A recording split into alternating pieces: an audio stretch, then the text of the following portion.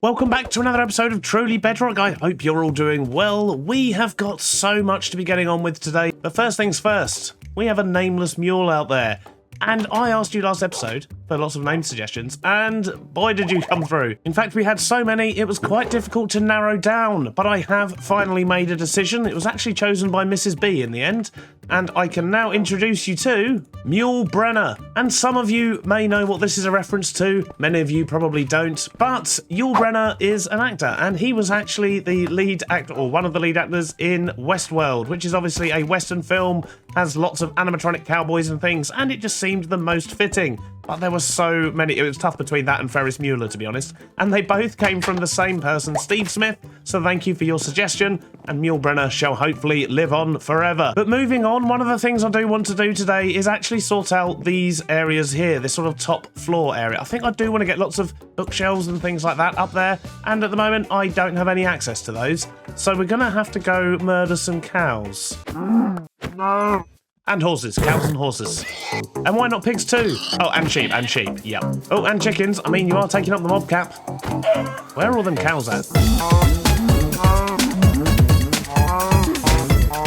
Turns out that's not really the best way to get leather. I probably should have farmed the cows instead of murdering them, but we've got enough probably to at least add a few bookshelves to our interior. But before I get to that, there's a few other things that are on our list that we want to do. And I think for the first one of those, we're going to be taking Mule Brenner back into town.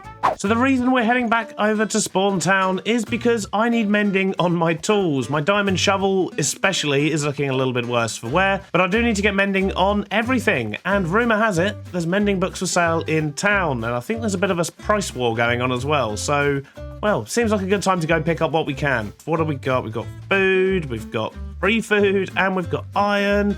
Mending books 5. Okay, they're all gone. And what's this? Free stuff from Foxy. Merry Christmas.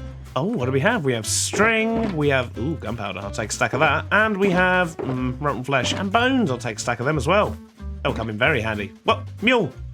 Jeez, I thought you'd done a run already. So what else do we have? We have Tizzy's mending books. 2.5 diamonds each. Wow, there's loads. Okay, that's literally half the price of the other ones. And what's this? Is that another shop, or is that... Okay, I'm assuming that's a spoiler wall, so best we don't look behind there. And what else do we have? These books, yeah, we don't need any of that. And that looks about it. But the important thing is this. This is actually what we're after. And they are 5 diamonds for 2. We need probably like 10. And there we go, that'll do. So, 10 mending books, that should certainly sort us out. Come here, Mule Brenner. We've added them into Mule Brenner's satchel alongside the gunpowder and the bones, and now we need to, well, we've probably got enough levels, I reckon, to put mending on everything, but hopefully we can find an XP source as well, because, well, we're going to need XP to actually mend them, and don't press shift when you're on a mule. Turns out you get off, you can't duck. But I don't see that being too much of a problem. We do have quite a lot of Is that in addition to the other? No, what?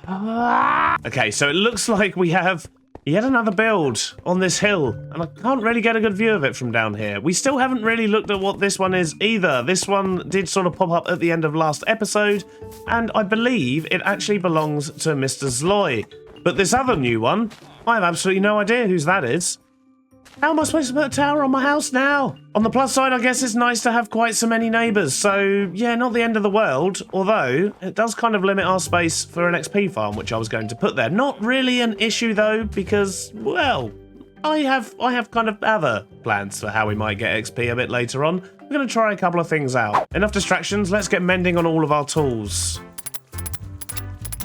And we do, of course, have enough for our armour as well, which is marvellous. And we've got one left over, which I'm sure will come in handy in future. I mean, we don't have a hoe yet, right? Okay, so now we've got mending on our tools. The next question is, how are we going to get XP? Because we could, of course, do an XP furnace, but the problem is that's actually going to be patched out quite soon. And the other problem with that is we don't really have much stuff to cook. We've got a little bit of food, maybe, but it's not like we're the Patat Man who's got all the every... So Silent does have a couple of furnaces, actually, doesn't he? So we could temporarily make use of those until we come up with a better solution. Look at that, he's got 4 of them.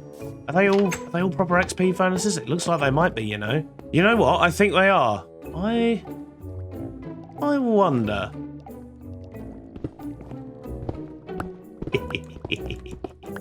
Look at that, look. That goes directly into the back of my storage room. I think we could be very, very sneaky here. Let's quickly block that up a little bit. He'll never know.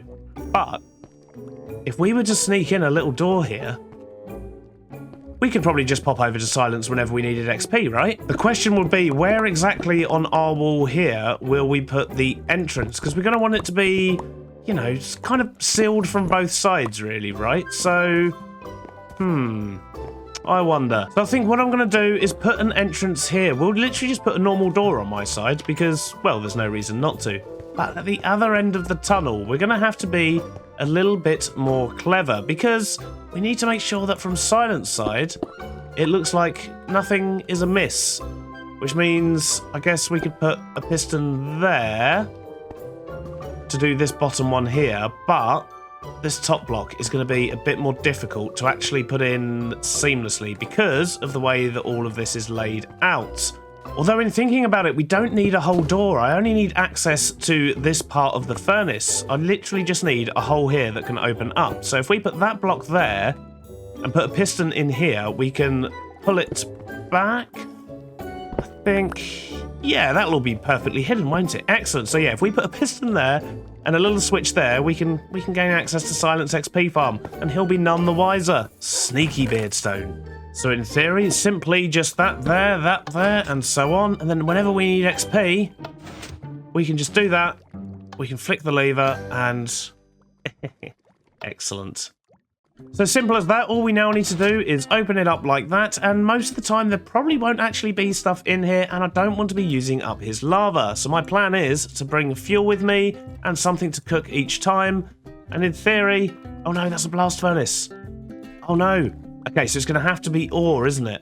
Now let's try this again, and let's actually use a little bit of copper, and we make sure that that's on, so it stays in there. And look at that, instantly healed my pick. This is the way to do it. So we're going to want another one of those, and let's get our shovel. We've got everything healed up. We can just chuck the lava bucket in there, turn the machine back on, flick that lever, and no one will ever know I was even here. I think I'm going to need to do a little bit of work on this tunnel, though, just because, well, it doesn't look very nice at the moment, and I can't leave things like that. Let's quickly do that, make things a bit easier for us to actually get to. Perfect. So I think I'm going to spend a couple of minutes just making this look a little bit nicer down here. A few moments later, and I've got the tunnel sorted. It's nothing particularly special, but it does look better than just a dugout tunnel, and there's a bit more space, which is nice. But the main thing is this also means if somebody was to dig from the upstairs or the outside and they were to come across this, they'd be like, oh, that's someone's thing, and hopefully just back away without exploring any further and discovering our little secrets. But something else I've noticed, just through here, look, that is Jesse's lounge. And if we break this wall down, just quickly, I mean, it's my wall, so it's perfectly fine. If we break this down, we get straight into Jesse's lounge, and she's got another lava farm. But this is amazing, and look at this use of bookshelves. Bookshelves make great interior blocks for breaking up and adding a splash of colour, and this is precisely why I wanted them. Although I don't think I would have used them quite as well as Jessie has. And she's also got a wonderful view here right by the bed. So because I'm jealous of that view, and we've just built one secret passageway, it kind of feels rude not to try and build one here as well. And I think if we were to swap around just a few of these blocks, we could probably get away with it. So if we do that, and then use one of these at the bottom here, we've got plenty of space here to get a couple of pistons in. And once again, we can have a secret door on our side that can't be accessed from the other. But if we make sure it's a lever, we can just open it, go up there, check stuff out, come back down, close it up again, and Jessie will be none the wiser. Is this just an episode of me burglarizing people's houses? Yes, the answer is yes. So in theory, this should be quite simple. If we just put 2 pistons down there, and for now we'll just put, not that, for now we'll just put a solid block there and a torch there.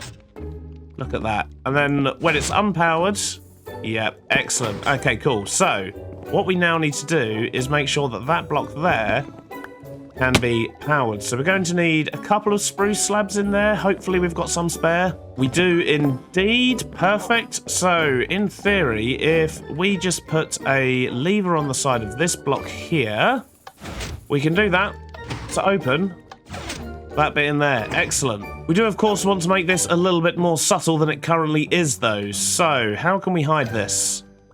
There we go. I think that's quite well hidden. We will, of course, decorate it a bit more when we sort out the rest of the room, but I did need to steal all of these spruce wall dividers I had down there. I haven't quite figured out exactly how I want this room to work yet. We do, of course, have attic space as well, so I might put the bed up there. I don't know, but I know that we need spruce. Lots and lots of spruce, so we're going to go get some of that now, but the handle is down there. This will get us straight into Jesse's base. We can run around, do what we need to do. I mean, mainly it's just going to be looking at the view, let's be honest. Maybe borrowing some lava every now and then. But then we can just come back through and close it and no one will be any the wiser, once again, that we have all these secret entrances. I suppose the next question is, whose can we break into next? Enough of these breaking and entering base shenanigans though. Let's go find ourselves a bunch of spruce and get this room decorated. I need to offload some stuff. A little while later and I'm done chopping down trees, gathering wood, and I've added a few more details here and there. But most importantly, I've done some form of decoration on the inside of this room. It's still lacking a few things though. And, well, to get it finished, I do need to go off and get a few more resources here and there, but we'll be doing that in just a moment. The worst thing is, after all that cow murdering earlier, I only had enough to make one bookshelf, which is quite disappointing. I do want to get some more in there, and the problem with that was a lack of sugarcane. So that's one of the things we're going to be going on a small adventure to try and get. I also need to get myself some clay for flower pots and just a few other resources, a bit of sand as well for some glass and so on, just so I can actually make all the little things that are going to really make this place pop. So up the top here, I think my plan is going to be to maybe have 1 or 2 micro farms. Nothing particularly special, but just something that will allow me to get dyes and things. Maybe some of the 2 tall flower farms. I don't really know just yet. First things first, we're going to jump on Mule and we're going to go see if we can pick up a few more of, well, basically the very, very basic supplies that you normally get on day 1, which I've just still not got around to yet. In fact, in our time on the server, we've barely even left the bowl of this valley. We've basically gone across the top of that mountain and we've run around the other side a little bit, but that is literally it. But today, that changes. Come on, Mule let's go. I'm going to need a bed, aren't I? It's getting dark already.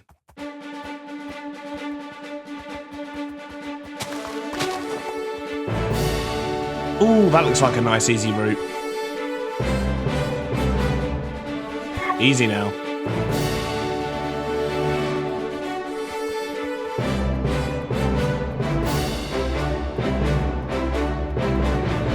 Finally, some plains and not snow and ice. Ooh, leather. What way?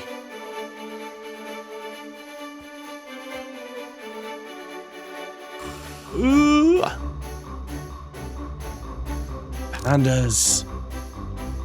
Best leave them alone. Oh, an azalea tree. We know what that means. All the rooted dirt for me. And a lovely cave. Look at this. Oh, no, dangerous cave. Dangerous cave. Back off. Come here, you. I want your pearls. Thank you.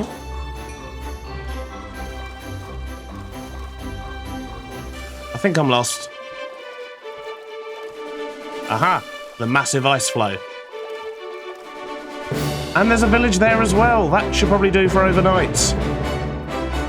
So close to home. Uh-oh.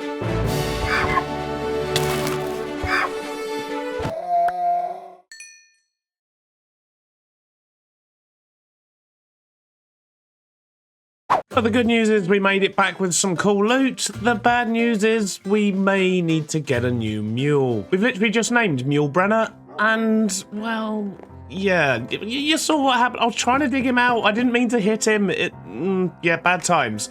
And as a result, we didn't even come back with everything that we collected because we had to ditch some of it. But, as I say, we did manage to get the key items, which is basically the things that are going to let us make dyes. And of course, lots and lots of clay. But life's not going to be the same without Mule despite having lovely clay pots. Despite all the pretty flowers, Mule is certainly going to be missed.